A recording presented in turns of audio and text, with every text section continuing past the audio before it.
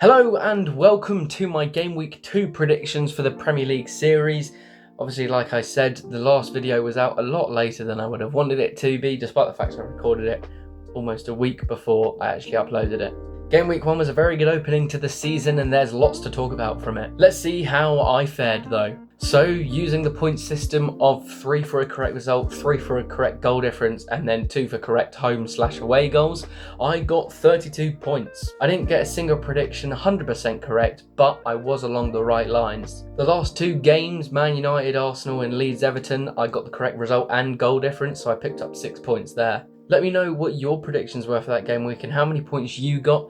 Obviously, this will be a recurring series, so if you want to play along and keep points tally of your own, let me know how you're getting on. I did this last season with a few of my mates using the same point system, and I got 1,144 points, which on average is just over 30 points a game week. But now that that's out of the way, let's get on to this game week, and it starts again on a Friday. The second London derby of the season is also Chelsea's second London derby of the season. They're facing West Ham away from home. It was a 0-0 draw for Chelsea last time out against Palace at home, and their defence looks okay, but Sanchez is still a worry. That free kick from Eze, despite the fact it was disallowed, it was pretty much straight at him. He should be saving that. West Ham, however, were absolutely obliterated in the second half by Sunderland. The first half, it was a fairly even game. West Ham looked like the better of the sides, but in the second half, all Sunderland did was push their wingers out wide, pretty much to the touchline, stretching West Ham's back 5, and they were completely open. Chelsea have won the last 3 outings between the two sides, the away game of last season being a 3-0 win for Chelsea as the standout. In that game, Chelsea proved that they can be lethal on the counter-attack, which was what they were doing a lot towards the start of last season, and West Ham proved that they're very vulnerable on the counter-attack as well. West Ham is still yet to score, and we don't know how good Sunderland's defence actually is yet, because obviously we've only played 1 game, we haven't seen them up against someone higher up the table. And for that reason, I can't see West Ham winning, I can't see them drawing, and I can't even see them scoring. I've gone for Chelsea to get a 2-0 win away from home and to be on top of the table on the Friday night. But that lead for Chelsea is not going to last long because Man City Spurs is happening the next day, and no matter what the result is, one of them will be above Chelsea. This game always seems to have the kind of Spurs factor about it where they lose 1-0 to a newly relegated side and then they absolutely obliterate one of the biggest teams in the league, but it's normally Man City that happens to for some reason. Last season it was 4-0 to Spurs at the Etihad, and that really kicked off the losing run that Man City went on. Man City look completely revitalised this season though. The addition of Tijani Raiders has brought in much needed energy into the midfield. I don't want to boast, I had him as one of the transfers of the season, and at the moment, it's a very good start. A goal and an assist, as well as a brilliant piece of build-up play for their first goal. He looks like a solid player. Spurs also look good. They got another convincing win, just like Man City did, but they won 3-0. Richarlison picked up a brace, despite the fact Frank seems to want him out of the door. Both defences kept a clean sheet, however, Spurs conceded a lot more shots. Burnley took 14 shots to Spurs' 16, whereas Wolves only took 9 to Man City's 15. And Wolves had the home advantage as well. We did see how Tottenham can prepare against a big side in the Super Cup final. How they managed to bottle that, it is literally just the history of Spurs. I think Man City will continue their winning start to the season. I don't think they'll keep a clean sheet, however, and I think Trafford, if he's starting, will concede his first goal for Man City. I've gone for a 2-1 win for the home side. Next up is Bournemouth versus Wolverhampton Wanderers, and both of these sides lost to one of the title challengers this season. Bournemouth look miles ahead of Wolves though when you compare the 2 games. Bournemouth managed to score 2 goals away at the reigning champions, and Wolves, they look so lacklustre. They've not really got any attacking movement, but Bournemouth's defence has shown that they are still very open and they need a lot of time to gel together. Liverpool definitely can go on to score many goals this season, potentially even 100. I mean, they're already on course for it. We're not talking about Liverpool though, we're talking about Bournemouth, and against a much weaker side, I think that they'll still be the favourites. As well as home advantage, this looks like it could be a comfortable Bournemouth win. However, again with that weakened defence, I could see Wolves potentially getting a goal here. Their head-to-head is about as equal as you can get. In total, since 2014, it's 5 wins apiece with 3 draws, and in the last 5 games, it's 2 wins apiece with a draw last time out. That was in the FA Cup, where Wolves had a very controversial goal ruled out. If you count that FA Cup game as a draw, then the home team hasn't won this game in the last 7 meetings between the two sides. However, I think Bournemouth are going to buck that trend. I don't think it's going to be a battering by Bournemouth, however. I think it'll be quite a cagey, mid-table game.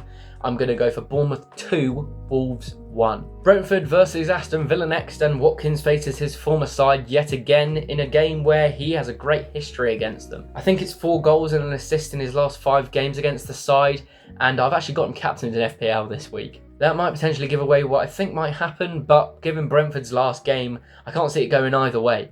While Aston Villa didn't score against Newcastle, Newcastle always have had a good defence, but Villa haven't had a 0-0 in absolutely ages under Emery. There's not going to be another one though. I think Brentford will score again. I don't think it'll be a penalty this time, but I can't see it being Thiago again from open play. Away from home against someone who could potentially get relegated and looked absolutely awful in their last game, they'll want to get their first win of the season, and I think they will. I've gone for a 3-1 win away from home for Aston Villa. Next up, it's 2 promoted sides, and it's Burnley versus Sunderland. They both had very opposite starts to the season. While both games were 3-0, Burnley got decimated 3-0 by Spurs, while Sunderland decimated West Ham 3-0. Burnley didn't really show any major attacking threat against Spurs. While they had a lot of shots, they weren't really getting anywhere. Sunderland, however, looked absolutely amazing when they were going forward, and even defensively they looked solid. I don't know if that approach will work necessarily against Burnley though, because they kind of just sat back and then countered with pace. And that's kind of what Burnley were trying to do. It reminds me a bit of the Championship playoff semi-final, I think from 2 years ago, or no, it would have been 3 years ago. I think it was Luton versus West Brom, and West Brom basically just gave Luton the ball because they just counter-attacked. They just sat back and then counter-attacked. And so giving them the ball, basically that wasn't their game plan, and so they were just absolutely bewildered by it. West Brom ended up winning that game, but they obviously didn't get through. I think a similar sort of thing might happen here. The game will be quite tight. I think the goals will come quite late on. I can't see it really being an open affair. I think the teams will start to get a bit more desperate as the game goes on, and obviously the points in this game are going to be absolutely massive for the two sides. Sunderland will want to continue their good start to the season, and Burnley will want to get a win as soon as possible against one of the relegation rivals. However, I don't think that's going to happen for the team in claret and blue. They didn't show enough for me against Spurs that they were one of the teams that could stay up in this league. Sunderland did the exact opposite. I'm now doubting my 19th prediction. Even with the home advantage, I can't see them winning here. I do think they'll get a goal, however. It will probably be a header of some kind, or potentially from a set piece. I've gone for Burnley 1, Sunderland 2.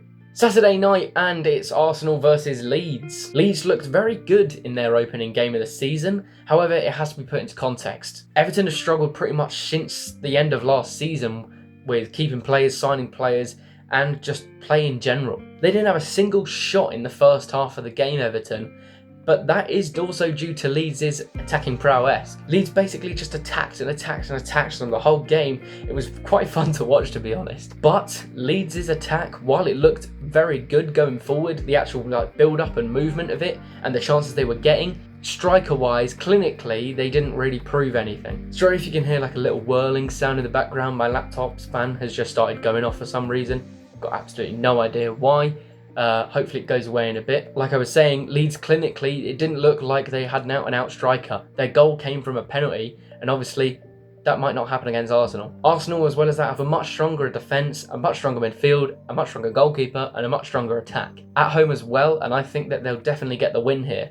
Defensively, they look good against Man United, and they needed to do a lot of it. Attacking-wise, though, it didn't look as good. Their goal came from a corner, and so it didn't actually have any proper attacking movement to it. I can't remember a single chance where they actually looked like they'd threatened the goalkeeper other than the corner. But like I was saying, against Leeds, a much weaker opposition than Man United, or at least on paper, I think that Arsenal will prevail here. I think Gyökeres will also score. I think Arsenal will keep a clean sheet, but Leeds will keep the goals to a minimum. I've gone for Arsenal 2, Leeds 0. On to the Sunday games now, and this is going to be a grudge match. Palace versus Forest. Obviously, these are the two teams that for over 2 months were battling over what competition they're going to be in, whether it's Europa League or Conference League, and Palace fans are not happy at all. Palace are going to be without Eze. I'm recording this at about 6 p.m. on Thursday, and he looks pretty much dead on to sign for Arsenal. He's been announced that he's not going to play for Palace today,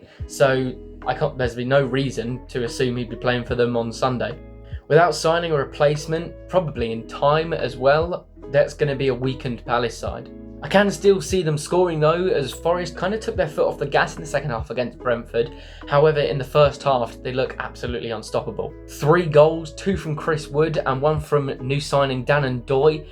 They look like they can be a good attacking side this season. But this game is obviously going to be overshadowed by the Europa League versus Conference League situation. While it is done now, the fans aren't going to let that go, and the Palace fans, we know how good they are anyway. Now imagine them in a game where the players are going to want to beat them to prove that they should have been there ahead of them. And I think they'll do that, especially with Eze gone now. They'll want to say, well, we deserve to be here, even if our best player has gone, or one of their best players. They'll still want to prove that they could potentially be finishing in a top half position this season. Despite Palace's and Forest's very good defence, can't see it being a 0-0 as they've both got good attacks. But like I just said, with the fans driving them on and the passion that the players are going to want to play with, I think Palace will get the win here. I've gone for Crystal Palace 2, Nottingham Forest 1. Moving on to Everton versus Brighton. Brighton failed to see out what would have been a fairly comfortable win against Fulham last time out. However, Fulham definitely had their fair share of penalty shouts. I don't know if that's going to be a recurring issue for Brighton this season, but Fulham could have potentially had 2 or 3 penalties in that game. As well as that, they switched off towards the end and they let Fulham in, and Everton are one of those teams that are going to capitalise on something like that. David Moyes was not happy at all with Leeds' penalty decision on Monday night, and I can see why, even though I think it is a penalty. While it is harsh, Tarkowski, he did move towards the ball. I know that he had his arm behind his back, but in modern day football, you cannot move in the direction of the ball and it hit your arm. I mean, it didn't also help that he pointed towards his arm saying it hit there. However, it is Everton's first game at their new stadium. The place is going to be absolutely rocking, but again, like I said in my Premier League predictions video, I don't know how well Everton are going to fare with their new home ground. They're at Goodison Park for so long, and a move like that